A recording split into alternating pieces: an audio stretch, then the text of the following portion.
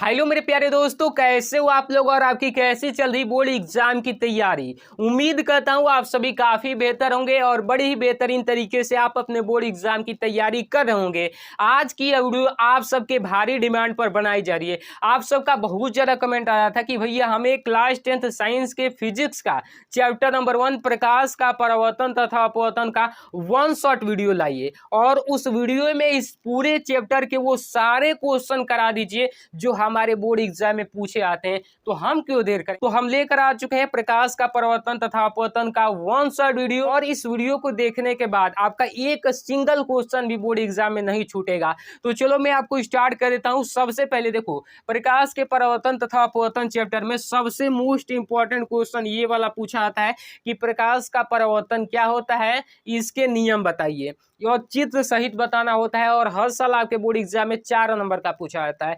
चलो मैं आपको बताता हूँ प्रकाश का परावर्तन क्या होता है। तो देखो, जब प्रकाश किसी चिकने सतह पर पड़ता है, जब प्रकाश क्या होता है किसी चिकने सतह पर, एकदम समतल सतह हो, उस पर अगर पड़ेगा तो क्या होगा, तो वह अपने ही माध्यम में वापस लौट जाता है। इस घटना को ही प्रकाश का परावर्तन कहते हैं। देखो, चिकना सतह मान के चलो कि ये मोबाइल है, ठीक है, मोबाइल ये चिकना सतह है, तो इस पर जैसे ये प्रकाश पड़ेगा तो ये अपने ही माध्यम में वापस लौट जाएगा। इस घटना को ही हम क्या बोलेंगे, प्रकाश का परावर्तन बोलेंगे। जैसे देखो यहाँ पर मैं क्या करता हूँ, ये ऐसे एक मोबाइल ले लेता हूँ, ठीक है, मोबाइल लेने के बाद देखो इस पर हम क्या करता हूँ, इस तरीके से प्रकाश को डालता हूं। तो देखो यहाँ पर जा रहा है ना ऊपर, यहाँ पर देखो इस तरीके से, इसका मतलब क्या, यहाँ पर प्रकाश पड़ रहा है, पड़ने के बाद इस तरीके से अपने माध्यम में वापस लौट जा रहा है। ये नहीं कि इसको छेद कर बाहर ही जा रहा है, नहीं, अपने ही माध्यम में जा रहा है। जैसे ऊपर से आ रहा है तो ऊपर ही जा रहा है, ये नहीं कि नीचे जा रहा है। तो इसी को हम क्या बोलेंगे, प्रकाश का परावर्तन बोलेंगे।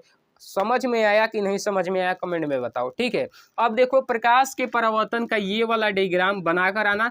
इसमें ये देखो, ये जो है आपका आपतित किरण है। कौन सी किरण है, आपतित किरण आएगी जो किरण, उसको हम क्या बोलेंगे, आपतित किरण। ये आई और यहाँ से टकरा के वापस चल गई तो वापस जाएगी तो परावर्तित किरण हो जाएगी, ठीक है, परावर्तित किरण।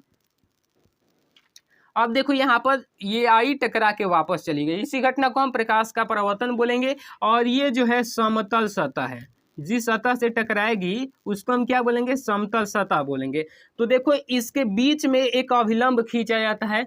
ये अभिलंब खींचा जाता है, क्यों खींचा जाता है, क्योंकि इनके बीच का कोण नापने के लिए। देखो यहाँ पर अभिलंब खींच दिया गया तो ये एंगल आई बन गया और ये एंगल आर बन गया, यानी कि ये एंगल ऑफ इंसिडेंट और एंगल ऑफ रिफ्लेक्शन बन गया, ठीक। अब देखो यहाँ पर परावर्तन के नियम कौन कौन से, परावर्तन के दो ही नियम है, अच्छे से याद करना, आपतन कोण और परावर्तन कोण। ये आपतन कोण और परावर्तन कोण दोनों बराबर होता है, बराबर है ना, जहाँ ये जितना होगा उतना ही ये होगा, ठीक है।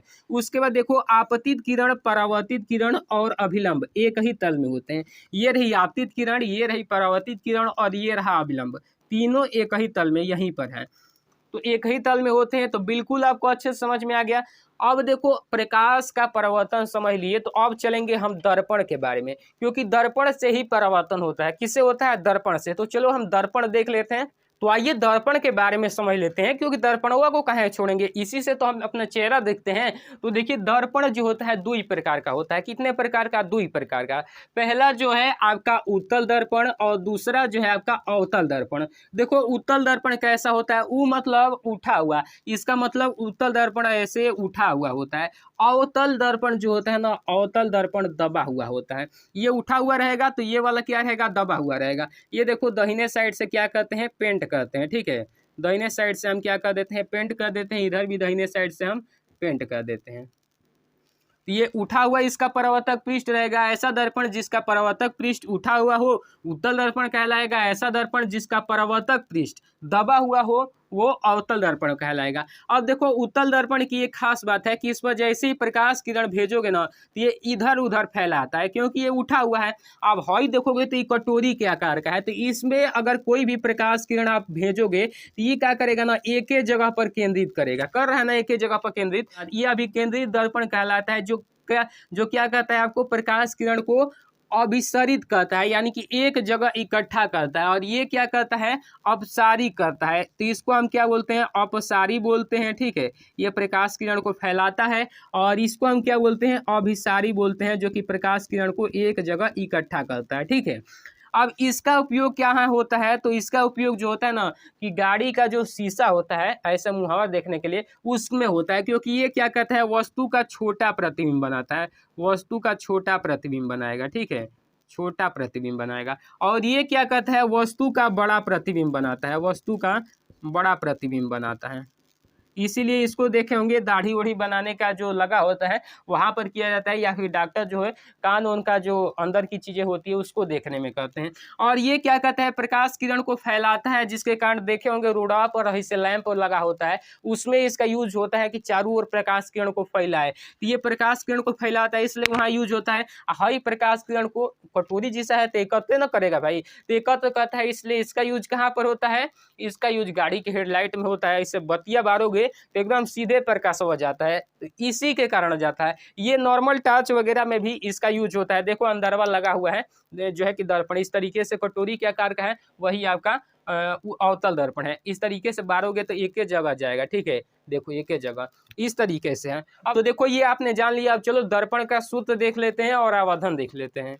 अब आइए हम देख लेते हैं कि दर्पण का आखिर का सूत्र क्या होता है। अब बहुत सारे लोग जानते होंगे, ये नहीं है कि दर्पण का सूत्र आप नहीं जानते हो, जानते हो। आओ मैं बता देता हूँ दर्पण का सूत्र। तो दर्पण का सूत्र जो होता है, पहला होता है, पहला का एक ही ना होता है, 1/a बराबर 1/v प्लस में 1/u। ठीक है, अब देखो यहाँ पर एफ जो है, एफ फोकस दूरी है, फोकस दूरी है। और भी क्या है, भी जो है प्रतिबिंब की दूरी है, प्रतिबिंब की दूरी। और u क्या है, तो u जो है आपका वस्तु की दूरी है, वस्तु की दूरी। समझे कि नहीं समझे। अब देखो, अब देख लो कि u कहाँ निगेटिव होगा, v कहाँ निगेटिव पॉजिटिव, ये चीज समझ लो। तो u जो है हमेशा निगेटिव रहेगा, हमेशा, हमेशा ये निगेटिव रहेगा। ठीक है, हमेशा निगेटिव रहेगा। और v जो है, v निगेटिव कब रहेगा, केवल और केवल अवतल दर्पण के लिए, अवतल दर्पण के लिए भी निगेटिव रहेगा। ठीक है, अवतल दर्पण के लिए भी निगेटिव रहेगा। भी पॉजिटिव कब रहेगा, भी पॉजिटिव रहेगा उत्तल के लिए। ठीक है, उत्तल के लिए। अब एफ देख लो, एफ पॉजिटिव कब रहेगा, एफ निगेटिव पहले देख लो, निगेटिव जो है अवतल के लिए रहेगा, और पॉजिटिव जो है उत्तल के लिए रहेगा। बस ये चीज आप, इतनी चीज आप, कोई भी न्यूमेरिकल वगैरह सब चीज का झंझट खत्म हो जाएगा आपका। यहाँ से यहाँ तक इसको अच्छे से नोट कर लो आप बेहतरीन तरीके से। ठीक है, ये वाला चीज। उसके बाद मैं आपको बताता हूँ आवर्धन क्या होता है। देखो आवर्धन के बारे में आप जान लो, आवर्धन क्या होता है। आवर्धन जो होता है ना, कि प्रतिबिंब की लंबाई बटा में वस्तु की लंबाई को क्या कहते हैं, आवर्धन कहते हैं। तो आवर्धन m बराबर फॉर्मूला होता है h डैश बटा में h बराबर -v बटा में u। माइनस क्यों लगता है, माइनस अगर दर्पण के लिए लिखोगे तो माइनस लगता है, लेंस के लिए लिखोगे तो प्लस लगता है। अब देखो h डैश क्या है, h डैश आप जानते हैं प्रतिबिंब है। ठीक है, प्रतिबिंब की ऊंचाई है, प्रतिबिंब नहीं है। और h क्या है, वस्तु की ऊंचाई है। माइनस भी तो जानते होंगे, भी वस्तु की, प्रतिबिंब की दूरी होती है, u जो है वस्तु की दूरी होती है। उम्मीद करता हूँ इतनी सारी चीजें आपको बेहतरीन तरीके से समझ